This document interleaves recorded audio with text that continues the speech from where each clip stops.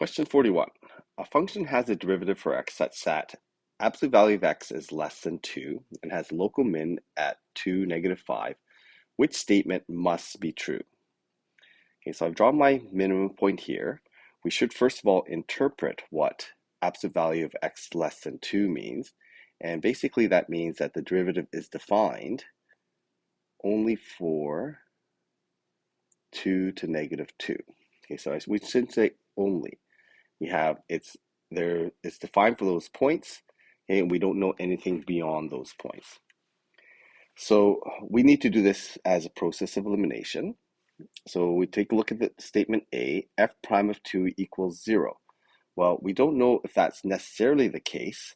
We know that local minimums can have derivatives of 0 and be a minimum of a curve, but that's not necessarily the case. And the derivative is not necessarily defined there.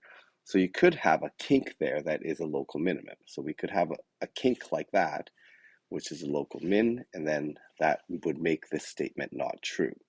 Okay, so we can eliminate that one.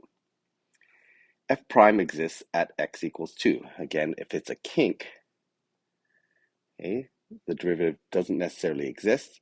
Our statement up above in red means that it exists up to 2, but we don't know what's happening at 2.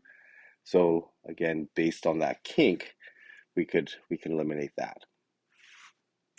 The graph is concave up at x equals 2. Well, again, we don't know anything about the second derivative, and we could have this concavity going the other way, and that would mean that the graph is not concave up at x equals 2. Now D, this is actually the correct answer, because if f prime is less than 0 for x is less than 2, that means it's pointing down, and it has to be pointing down for it to be a minimum. And f prime of x is greater than 0 for x is greater than 2, that means it must be pointing up for it to be a minimum. And so the answer in this case is D. Okay, the answer in the book, I think it says E, but that's not true because D can be true. It is necessarily true.